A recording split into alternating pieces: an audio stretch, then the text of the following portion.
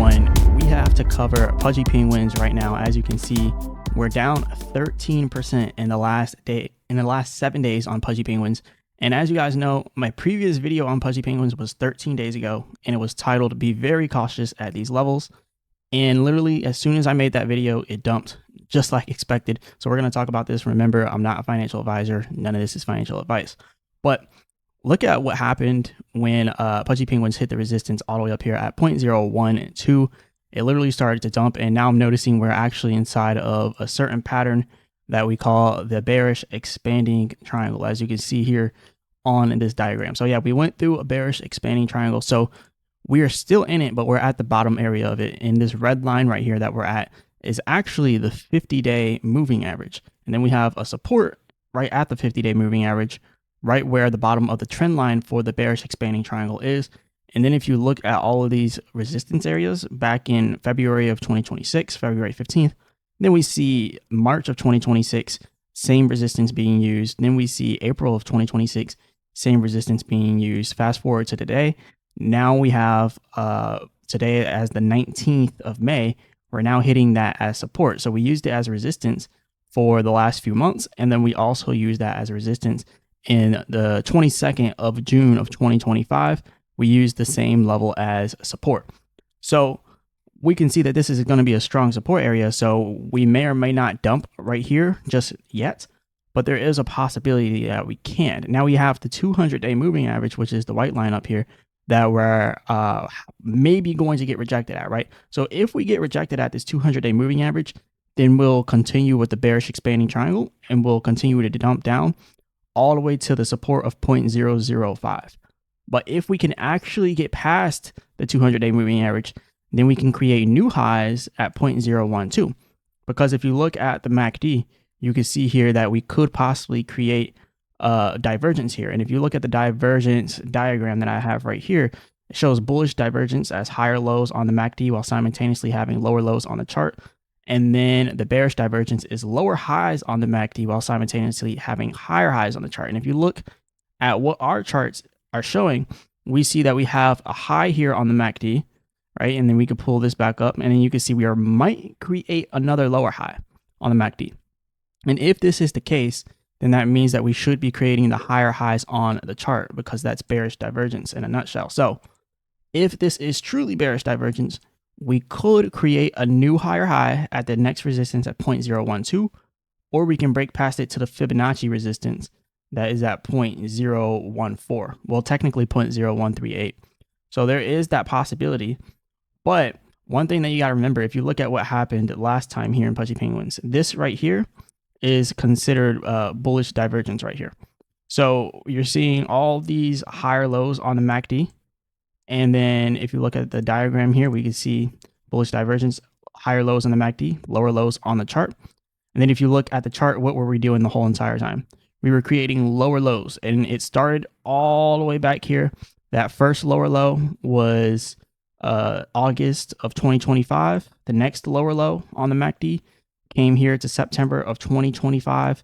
Then we have October 2025 of another lower low. So it goes on. And as you can see, we had bearish divergence, right? And you would think that we would now start to take off. So this could be the start of bullish divergence, but look at how much smaller this buying pressure is than all the selling pressure that was back here. And then if you look back here, this was an immense, like huge buying pressure back inside of June of 2025 and July of 2025. So that's why that divergence, that bearish divergence was so bullish. Because if you have a bearish divergence, technically you're bullish until you get that last lower high on the MACD, because you're creating higher highs on the chart. So you're bullish until you get that lower high on the MACD.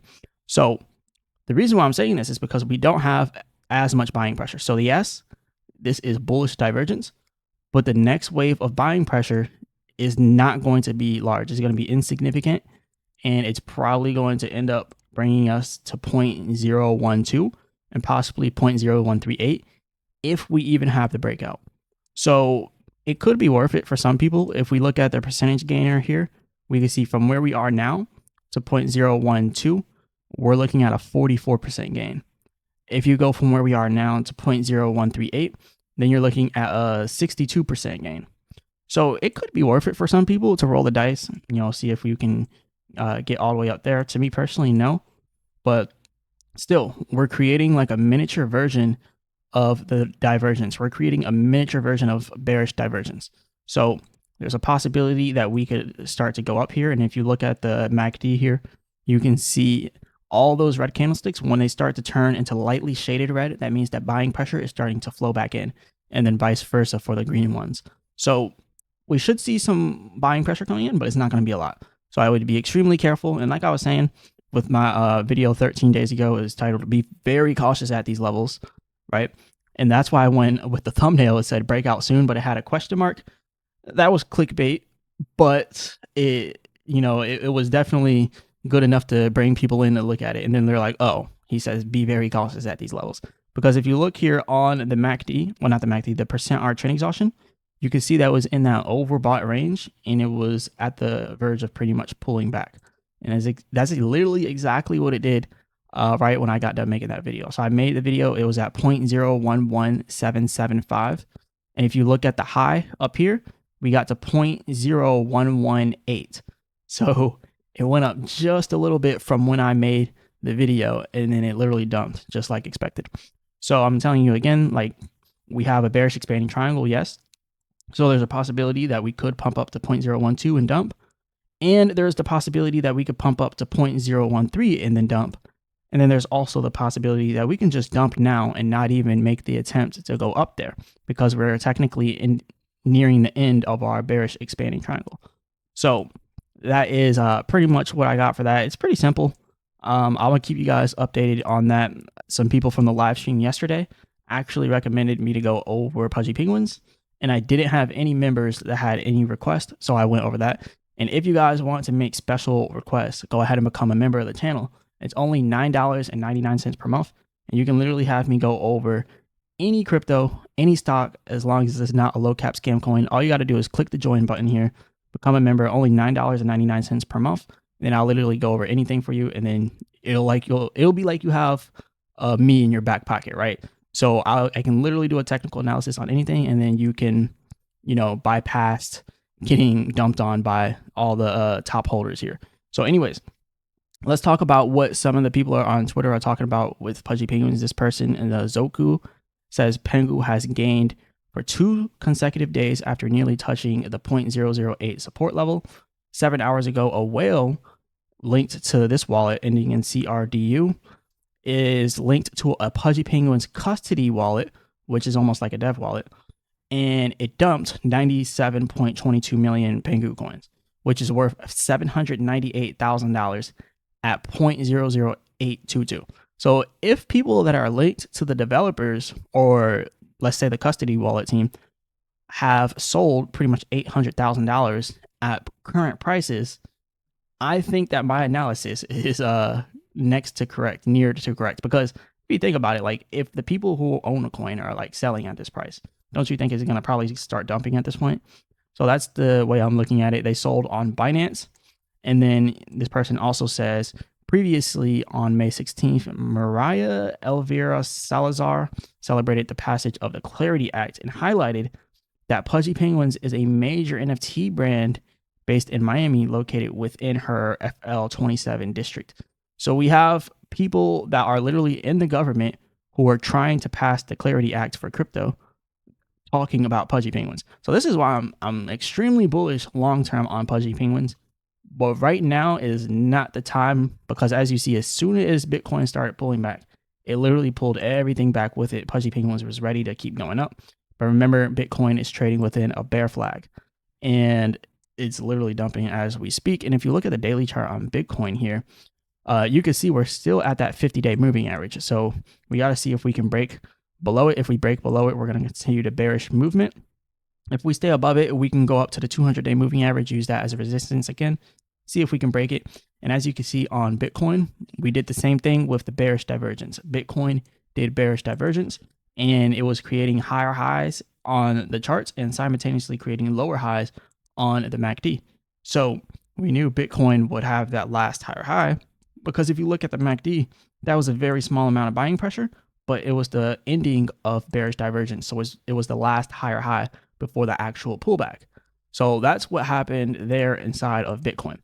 Now, this next person on Twitter, Fuel, says, to be real with you, PENGU is the chosen one, the mix of a Web 2 virality and all the major collabs no other meme coin has managed to pull off, combined with a hardcore Web 3 community behind it, is actually insane. That's actually true. And there's a reason why I keep showing you guys Twitter posts by people, because user sentiment is going to be one of the biggest things, one of the biggest drivers for a crypto coin pumping, because it's all about community inside of crypto. When you see a project with a strong community, that means those people are going to keep buying the coin. So it's going to keep going up. And as you can see here, they feel strongly about Pudgy Penguins. Pudgy Penguins did a whole Asia tour. When I was out inside of Thailand, I literally seen Pudgy Penguins on the back of people's cars just hanging. I seen Pudgy Penguins advertisements when I was in the elevator at the condo I was at, and they had like these little digital TVs, and they had the advertisements for Pudgy Penguins. They had Weeble advertisements, and they had other advertisements, but they're really big on Pudgy Penguins inside of Thailand and all over Asia, because they did that Asia tour. They went all over Asia, all over Southeast Asia as well, and they absolutely killed it, and they did huge promotion. So I think it's inevitable that Pudgy Penguins continues to grow. This other person says, a bunch of retards are telling you some ugly big face smiley head person is going to a 69 billion market cap. He's talking about another coin. I think he might be talking about the troll coin. And then he says, these same people faded Pepe and shilled you a blue dog that went to a 1 billion market cap off of Pepe's liquidity. And he said, that's why PENGU is the next Doge. And this is a picture actually of PENGU in the middle of what looks like New York, but I think this is actually an Asian country, but it's literally plastered all over the side of a building on their marketing billboard. So we've seen that all over New York. We've seen that in Bangkok. We've seen that all over the world. Pudgy Penguins, they literally pay for the most advertisement out of every single project out there. And then this person says, Angelo says, this PENGU dip is a blessing. Chart looks primed to go higher. This is where I would say he's partially wrong, partially right, because he's saying it's primed to go higher. Yes, we do have divergence. So like I was mentioning before, looking at the chart, let's go back to the PENGU chart. We do have divergence here. And as you can see, higher low on the MACD here. Pull up our chart, higher low on the MACD, or I mean lower high on the MACD is what I really mean. And then higher highs on the chart. Yes, we can create one more higher high, but remember, this is a small amount of buying pressure. So that next higher high is not going to be too significant, which is exactly why I was mentioning that we might stop at 0.012. Yes, it's a higher high, or 0.0138. Yes, it's a higher high, but it's a small amount, and then it could dump from there. So yeah, you could potentially make 40 to 60%, or you could just wait for it to come down to this next level and then buy even lower. So I think it's worth it for some people who are trying to get in and out, but for the long-term buyers, you might be able to get a cheaper price. But even at this point, these are good prices regardless of what you think. All right. So this other person, Justy World, I think that's his name, says biggest upcoming token unlocks. May 17th for PENGU, 0.79% of the supply, which is $7.6 million of total supply unlocks monthly. So monthly, $7.6 million is being unlocked, and it goes on for the next 2.5 years, no buyback program, which means that more coins are going to flow into the ecosystem, which is going to dilute the price. And just like how a stock does it, it would dilute the shareholders, quote unquote shareholders. It'll dilute the token holders, right? So definitely be cautious about that. I don't know if that's 100% true because I haven't actually looked into that, but that's what this person's saying. And then they do have a whole schedule here that says Pudgy Penguins unlocking events. So I'm guessing that this is actually true because this is a actual chart that shows directly from Pudgy Penguins. So May 17th, June 17th, July 17th, August 17th, they're going to be unlocking $7.6 million every month.